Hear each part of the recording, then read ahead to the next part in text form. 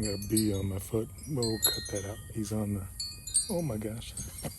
Stop it. Crazy bee.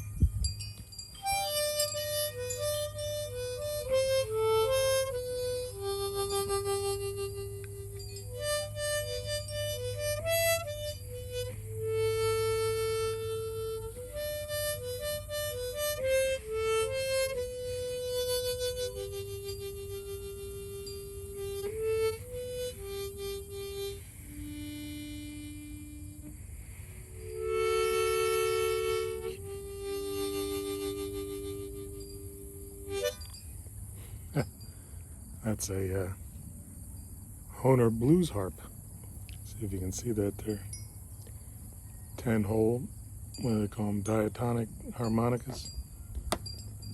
I was listening to the rain last night as it kind of come crashing down on the roof, and I started thinking about music. I started actually thinking about drummers first. If a drummer could pick out the actual drops of rain as if they were drum beats, and I was a horn player, and so you play the horn, trombone actually, with a different kind of rhythm in your mind. You keep rhythm, you keep speed, you keep proper notage, Drummers think differently, and so I thought to myself, how would a drummer think differently to the sounds, to the beats of the rain as music? And I thought probably quite a bit differently, so I put it on Facebook this morning. Anyway, made me started thinking about all the music in my life, and at times it's been very valuable, and other times, that's the first time I played my harmonica in a couple of years probably, which is interesting. But anyway, my first instrument was a flutophone. Now, if you don't know what a flutophone is, it's kind of a plastic little flute with holes. I think they got different names for them, but kind of a flute little thing, but it's plastic.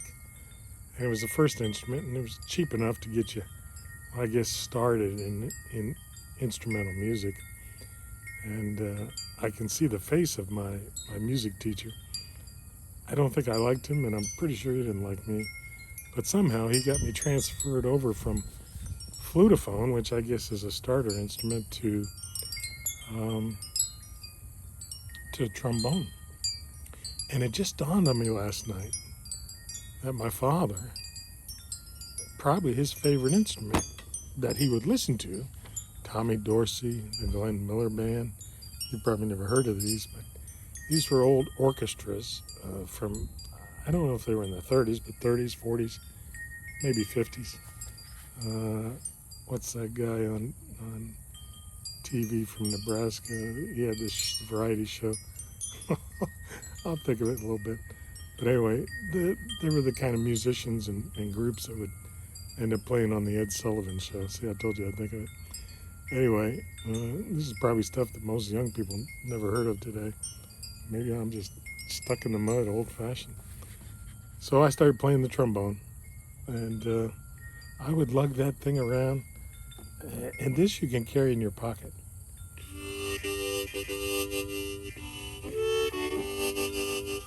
And you could pull it out anytime, use it for various activities and so forth. But that trombone, the case was maybe 2.5, maybe close to 3 feet long, and then you would have to put the instrument together once you get it out of the box. That thing was a small monster, and I think I enjoyed playing it over the years. I'm not really sure why I got started in it, and I'm not really sure why I stayed with it.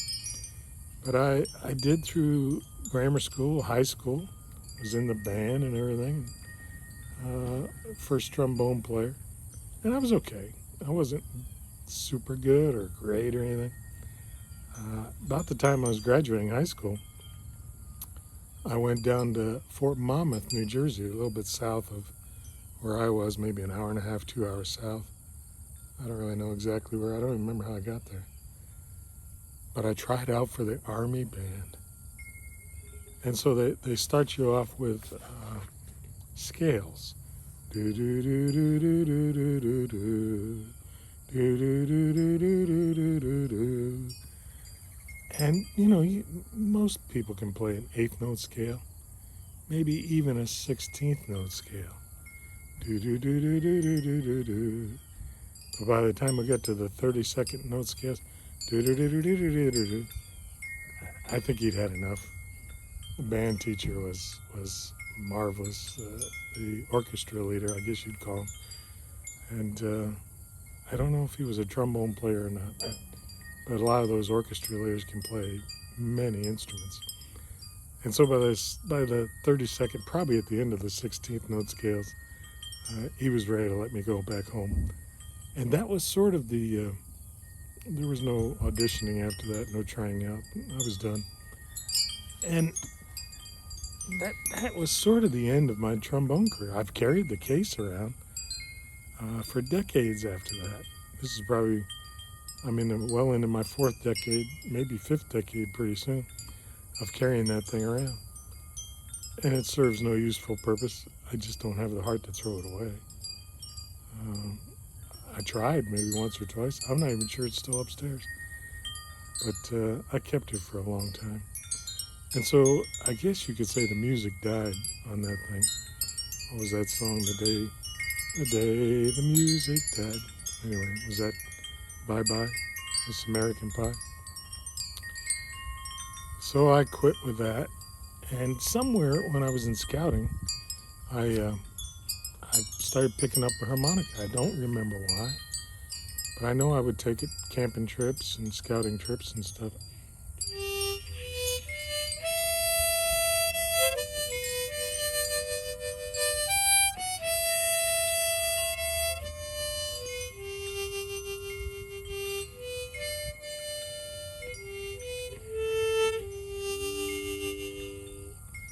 And you just pull it out, play it like that, and you learn maybe 100, 150 tunes.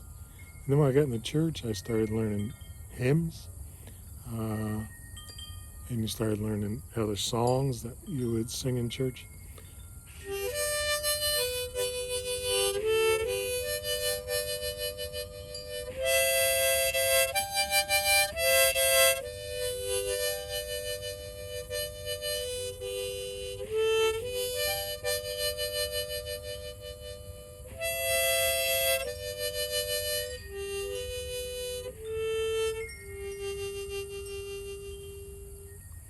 Songs like that, Jesus Loves Me. And you never know. I never had a list of songs to play, but they just come out when they felt like it. I never sat there and made a list. Oh, let's play this hymn, let's play this. It just came out of your soul, came out of your heart. And so I carried the harmonica. I've got maybe a case of them here. There's probably half a dozen, and I've probably got another 4 or 5 around somewhere, probably about 10. There's some chromatics, and this one is actually made to help you if you have COPD, chronic obstructionary pulmonary disease. I don't know if it's true, but they tried to give you the idea that if you were willing to, play your harmonica, it would help your lungs. This is like a $200 Suzuki harmonica. It's got a different quality.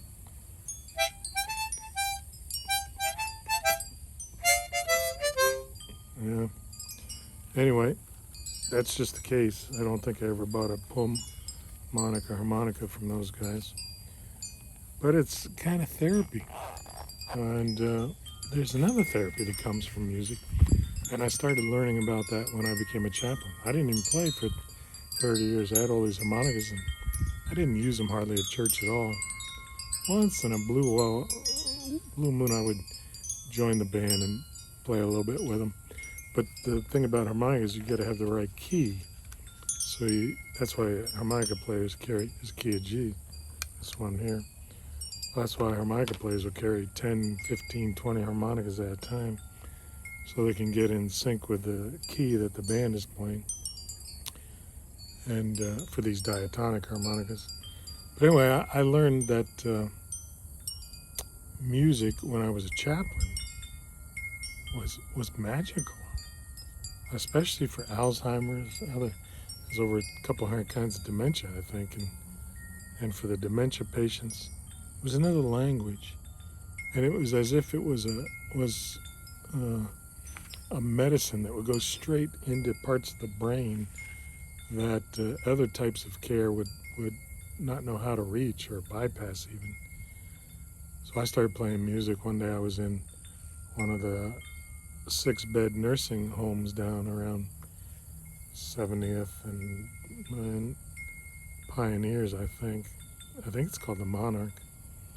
I loved going there, and those people really enjoyed me. And I'd bring music, and they could hear it as the nurses were working in their nursing station, and so they were always glad to have me come by. And I'd play music for anybody that wanted to listen, but usually the patients I had there. And I had quite a few patients there over the years. And one day I was going into a room, the nurse and the patient. The patient was in a chair. She hadn't talked for 3 or 4 years. Her daughter was there.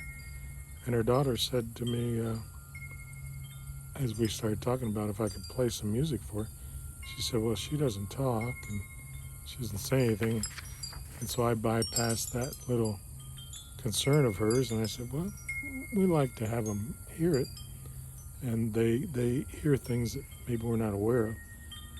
And so I started playing Jesus Loves Me like I just did a minute ago, and the woman who hadn't talked in 4 years started singing, Jesus loves me, this I know, for the Bible tells me so. And the daughter had to hold her jaw closed. She was in tears. She was crying so much. She couldn't believe that her mother could recall a song like that and maybe the ancillary memories that came along with it. And so there was a transformation that day in that room. The nurse came over to me afterward and goes, that was a miracle. Anyway, ever since I've been left chaplaincy, was over 3 years ago now, I guess.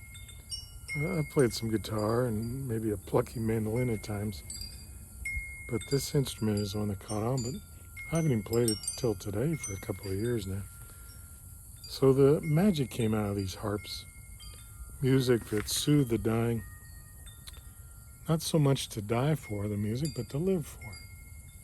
And I found that there was extra special communications that could come from music to certain people that were in need. And I was an okay harmonica player. I'm not great. You can tell I'm not great. But my listeners were eager to hear the melodies. I left the house of a Native American one day. She was in bed, very dark room, and she almost never came out of the room. And I had been playing for her, and I left, made my exit, and I left, and the sons called me up on the phone and said, please come back and play more. It's no real testament to any of my skills. I'm not very skilled, but I was available. I was intense enough about using music to communicate love to people and courage and strength. And I discovered after many years that why I was a musician, to orchestrate peace and fullness in their lives as they were weeks or days away from dying. All that lugging around the trombone over the years, that thing was heavy. And I'd carry it miles to school, not college, but high school. It was a couple miles one way, down a hill, across a valley, up a hill, big hill, down the hill to the high school, and I'd carry that thing all over Garfield, New Jersey, and I'd carry it to all kinds of band competitions and stuff. Never played it after though, really, not much. No, it was carrying that stupid little flutophone when I was a kid, 2 years or second grade, probably third or fourth grade actually. That was the dumbest looking thing. But it all came to to a very focused point over the years that I could use to make magical differences in people's lives. It was magic to their souls. It turns out that I didn't lug that trombone or play that silly flutophone in vain. When I pass, I hope I'm buried in maybe a white pine or some kind of other odoriferous, maybe cedar. I prefer pine, box, and I don't really care to have all these in there with me.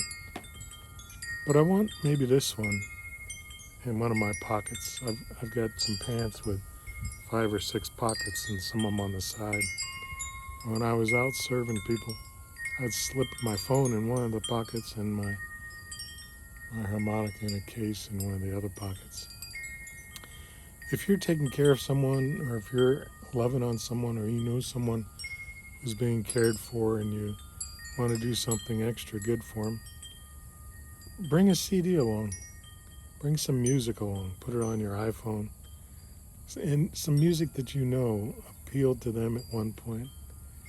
And you might be amazed at the magic you can bring into their lives. If you're a good singer, maybe if you're not such a great singer, sing them a little tune. Sing them a little memory. Sing into their soul a little spice, a little love, a little courage. Anyway, don't forget the magic of music, and I've been stuck on my feet, off my feet for about almost 3 weeks now, and there's bees flying around my knees here. Maybe that's why I call it the bee's knees. Anyway, make something more of the music in your life and the lives of other people. All right, we'll probably be doing some of these for another 2-3 weeks, so get ready for some more. We'll see you later. Thanks.